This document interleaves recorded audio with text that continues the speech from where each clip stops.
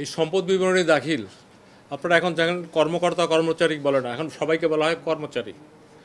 আমাদের গড়ে 15 লাখ কর্মচারী সরকারি, বেসরকারি হিসাবে আমরা বলতে চাচ্ছি না, বলার দরকারও নেই। এদের আগে আমরা মনে করতাম শুধু কর্মকর্তাদের দিতে হবে যারা ট্যাক্স পেয়েবল, কিন্তু দেখা গেছে চতুর্থ শ্রেণীর কর্মচারী, পিওন অথবা আমরা কি বলবো যে ড্রাইভার 400 কোটি টাকা অথবা 9 কোটি টাকা এরকম তো পাওয়া যাচ্ছে। এই জন্য এটাকে মডার্ন আপডেটের ওয়েতে যাতে সম্পদ বিবরণী দাখিল করতে পারে এই কাজটা শুরু করেছি। এটার মূল মেসেজটা গতকাল দেওয়া হয়েছে। আপনাদের অনেকের কাছে প্রশ্ন ছিল কবে, কে, কোথায়, কিভাবে দিবে।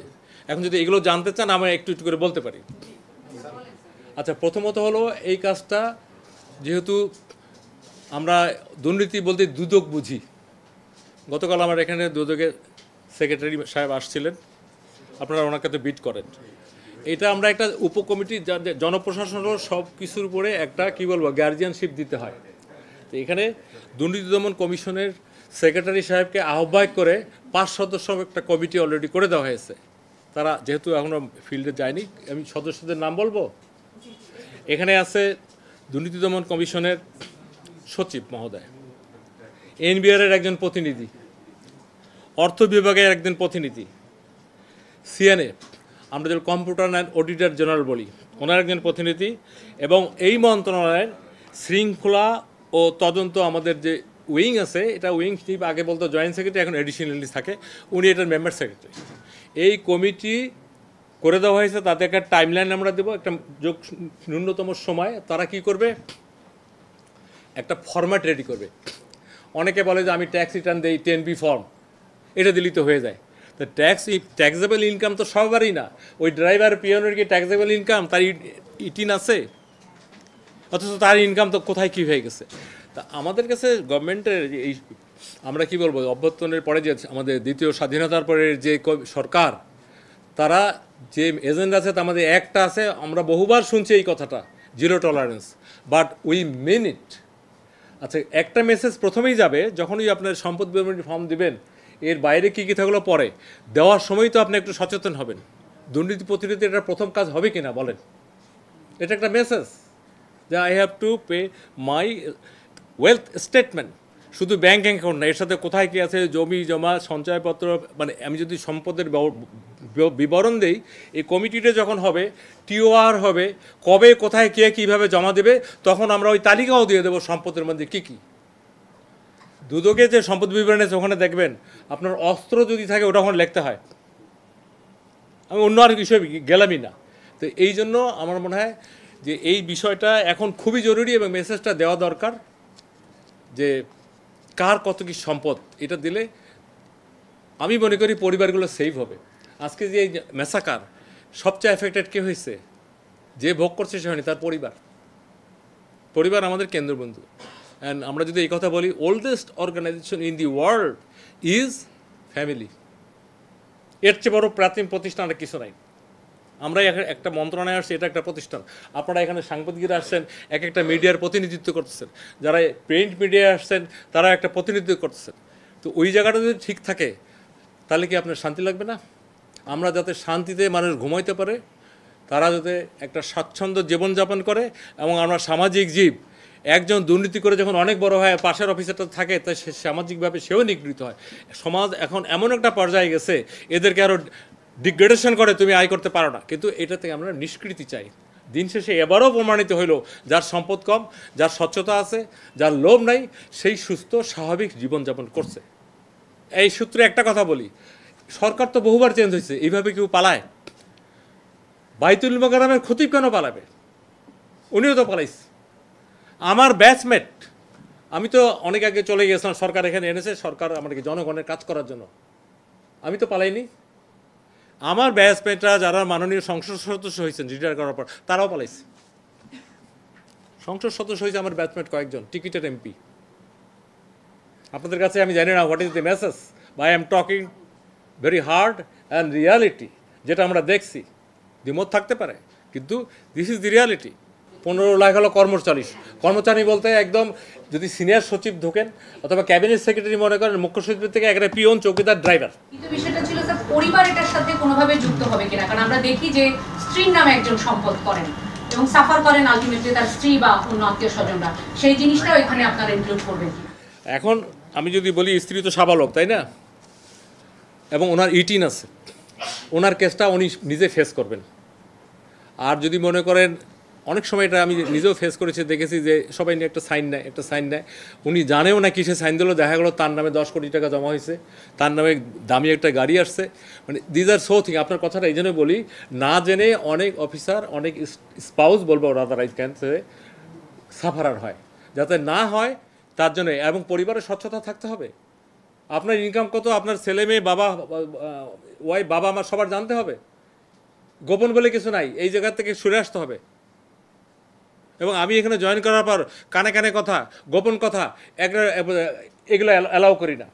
আপনার সাথে যে সামনে পাশে যদি কেউ কানে কানে কথা বলে, আপনার ভালো লাগবে? নিশ্চয়ই যে কথাটা সামনে বলা যাচ্ছে না সেটা কানে কানে বল, তার মানে ইটস এ নেগেটিভ থিং। এখন 5 রকম ফর্ম আছে। একটা হলো 10B ফর্ম, এটা হলো NBR, এটা প্রচলিত, এটা খুব পাওয়ারফুল, এটা সব জায়গায় লাগে। আর দুদক পর্যায়ক্রমে, দুদক ফাংশনাল হয়েছে 2004 সালে। এর আগে ছিল এটা ব্যুরো, এটা পুলিশের ডাম্প অফিসার, আর আমাদের জয়েন্ট সেক্রেটারি কিছু ছিল, এদের পচা, এদেরকে দিয়ে চালাইছে। 2004 সালে ফাংশনাল হয়েছে with the chairman status of state minister, এবং তখন বিভিন্ন আইন জান করা হয়েছে, তার মধ্যে তখন ফর্ম একটা ছিল। পর্যায়ক্রমে এটা চেঞ্জ হয়ে অনেকগুলো, এখন আমরা যেটা করবো ওখানে 5 রকমের ফর্ম, একটা ইউনিফাইড, যাতে এত মানুষের প্রশ্ন না করতে হয়, বুঝতে কষ্ট না হয়। সম্পদ বলতে কি বলছি, স্থাবর বলতে কি, স্থাবর কি, এবং ক খ গ ঘ করে আইটেমগুলো আমরা লিখে দেবো। এর বাইরে যদি কেউ থাকে ওখানে বলা থাকবে, অতিরিক্ত থাকলে আপনি এখানে লিখতে পারেন। আমরা যেটা বলতে চাচ্ছি, এই কমিটির সাথে একটা ইম্পর্টেন্ট জিনিস হলো একটা ফর্ম। কারণ আপনারা সবাই জানেন 10B আছে, কিন্তু 10Bর সাথে হলো অনলি যারা ট্যাক্স রিটার্ন দাখিল করে, বাকি লোকের কী হবে? বাকি লোকই তো বেশি। এই ফর্মটা ইউনিফাইড হবে। আবার অনেকে বলে আমি ট্যাক্স রিটার্ন দাখিল করছি, এটা দেবো কোনো, ট্যাক্স রিটার্ন দাখিল করছে এটা তার নাগরিক দায়িত্ব। ব্যবসায়ীদের ম্যান্ডেটেড, এটা নাহলে সে ট্রেড আর কিছু করতে পারে না, ব্যক্তিরও জন্য নাগরিক। আর এইটা হলো, আমি কি বলবো, এটা জনস্বার্থে দিতে হবে। এটা দিলে আমরা যারা মনে করি ম্যাক্রো কনসেপ্ট, দুর্নীতি কমে আসবে। এটা আমি টাইমলাইন আমরা যদি বলি, আমরা সব কাজে খুব সংক্ষিপ্ত। আমার এখানে বয়স মাত্র 6 দিন, এই সরকারের বয়স মাত্র 26 দিন। আপনার বড় বড় পলিসি দেখতে পাচ্ছেন কিনা? বড় বড় পজিটিভ পলিসি, এটা একটা অনেক বড় উদ্যোগ। এটা নিয়ে আপনারা, আমরা যাদের সম্পদ কম, আমাদের জন্য এটা ম্যাটার না। কিন্তু যারা, আমি অলরেডি আমার কাছে অনেকে মেসেজ আসছে, এটা অনেকের মধ্যে রিপারকেশন হয়েছে, কোনো দিনই দেওয়া লাগলো না, এতদিন নামে একটা দিচ্ছি, খবর নাই। এবার এটা ফাংশন কাজ করবে। এটা দেওয়ার পরে দুদক যেহেতু এটা অফিসিয়ালি হ্যান্ডেল করে, তারা এটা বিবেচনা করবে কার সম্পদ বিমানের জন্য কাকে তলব করা হবে। তলব করলে আপনার যখন টেলপে নাম দেখেন, এটা খবর হয়ে যায় না? তার সাজা হবে কি হবে না সেটা অনেক পরের কথা, কিন্তু খবর হয়ে যায়। আপনি যেটা বলছিলেন, ভ্যালিড কোশ্চেন, স্যার কবে কোথা হবে, এইটাকে আমরা লিমিটেড টাইম দেবো। একটা অনেক কাজ তারা করা লাগবে না, তারা একটা স্পেসিফিক ফরম্যাট দেবে। যে কটা ডিপার্টমেন্টের নাম বললাম, এরা এই যারা করাপশন করে, এই করাপশনের সাথে তারা জড়িত, মানে তারা এটা হ্যান্ডেল করে। হয় NBR-এর কেস হবে, নাহলে ফাইন্যান্সের হবে, নাহলে CAG-র কেস হবে, নাহলে আমাদের মূল যেটা হয় দুদকের হবে, আর শৃঙ্খলা তদন্ত কাদের হবে? চাকরিজীবীদের। আমি এই ফরম্যাট যদি চাই, নট মোর দ্যান 7 days, যদি ফরম্যাটটাই চাই। আচ্ছা, ফরম্যাট চাওয়ার পর আমরা প্রসেস করে সরকারের সিদ্ধান্ত, কে কোথায় কবে দিবে, এটা সিদ্ধান্ত হবে আমাদের এই মন্ত্রণালয়। যেমন শৃঙ্খলা শাখা আছে, সব মন্ত্রণালয়ের আছে, সব ডিপার্টমেন্টের বিভিন্ন সেটের অফিসার আছে। আমরা বলে দেবো অমুকের কাছে জমা দেবে, স্পেসিফিক অফিসার, ফোকাল পয়েন্ট। সেটাও আমরা মন্ত্রণালয়গুলো নিজস্ব আছে, যেখানে নাই ডাইরেক্টরেট আছে, আমাদের কিছুগুলো extension of the government organisation আছে। মানে একেবারে নিম্ন স্তরের অফিসার, নিম্ন স্কেলের অফিসার পর্যন্ত এটা পৌঁছাই দেবো। 7 দিনের পর পেলে আরও 7 দিন যদি আমরা টাইম নেই, within 15 minute it will be functional. তখন আমরা ওইখানে বলে দেবো কবে দাখিল করতে হবে অথবা কোন তারিখের মধ্যে দাখিল করতে হবে। আমি প্রথমে বললাম এই কমিটি আমাদেরকে 7 দিন দেবে, আমরা হয়তো আরও 7 দিন এটা টাইম নেব। উইদিন 15 days আমরা হয়তো এটা অফিসে পৌঁছে দেবো। সেইখানে টাইমলাইন বলা থাকবে কবে জমা দিবে, ওটা একটু বেশি টাইম দেবো, এটা প্রথম। এবং প্রতি বছর আমরা হয় বলে দেবো 1 জানুয়ারি অথবা 1 জুলাই। আমরা 2 সিস্টেমে সরকার চলে। ফাইন্যান্সিয়াল ইয়ার এখনও আমাদের জুলাই জুন, আর আমাদের একাডেমিক অথবা ইয়ার ক্যালেন্ডার জানুয়ারি ডিসেম্বর, তা আমরাও ইয়ারটা বলে দেব। আমাদের দায়িত্ব হলো সারা Bangladesh. I am talking about 15 lakh. এটা আমরা অবশ্যই বলে দেব। জমা না দিলে কি হবে, দণ্ডটা কোথায় হবে, কিভাবে তার বিরুদ্ধে ব্যবস্থা নেবে। কারণ সব কিছুর যদি নেগেটিভিটি না বলেন, পজিটিভ জিনিস আসবে না।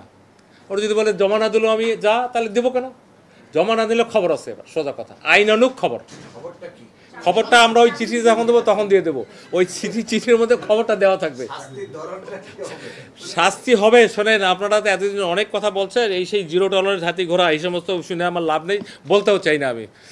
আমাকে যে দায়িত্ব দেওয়া হয়েছে সেই দায়িত্ব জনস্বার্থে। আমার দুইটা এজেন্ডা, একটা স্টেট আর একটা সিটিজেন। যা করার, যেখানে যেটা করার, আমরা করতে পিছপা হব না। আমাদের কোনো ওই পাওয়ার রিসার্চ করতে হবে না। উইল সেলফ গাইডেড, বিধি মোতাবেক কাজ করব, সাহসের সাথে কাজ করব। That is very important. এখানে আপনাদেরকে আমরা সহযোদ্ধা হিসেবে চাই। যদি 2-4 দিন এরকম পাওয়া যায় বড় করাপ্টেড, দেয় নাই, তাকে ফোকাস করে নিউজ করেন। আমাদের একটা জিনিস বলতে হবে সামাজিকভাবে, চোরকে চোর বলতে হবে, সে যত বড় যেই হোক। এইবার প্রথম দেখতেছেন তো, শুধু চোর না, ডাকাত, আরও অনেক শব্দ যোগ হয়েছে, পাচারকারী, এই সেই লুণ্ঠনকারী। কি হয় নাই? আপনার আমার টাকা, আপনি আমি এর চেয়ে ভালো থাকতে পারি, আমাদের টাকা ওরা নিয়ে গেছে না? ওদের নিজস্ব কোনো টাকা? এটা কথা আমাদের জনগণের টাকা। যারাই পাবলিক অফিস হোল্ড করে, মানে বেতন খায়, তারা এটার মধ্যে সবাই। এবং সরকারের এজেন্ডা তো এটা পিসমিলভাবে। আমাদের অনেক অ্যাডভাইজার, রেসপেক্টেড অ্যাডভাইজার, অনেকে এটা নিয়ে কথা বলছেনও পজিটিভ। আমাদের দায়িত্ব হলো এটাকে স্ট্রাকচার করা। এবং আপনারা একটা ভালো কোশ্চেন করছেন, না দিলে কী হবে, সেই জায়গাটাই মূল কাজ।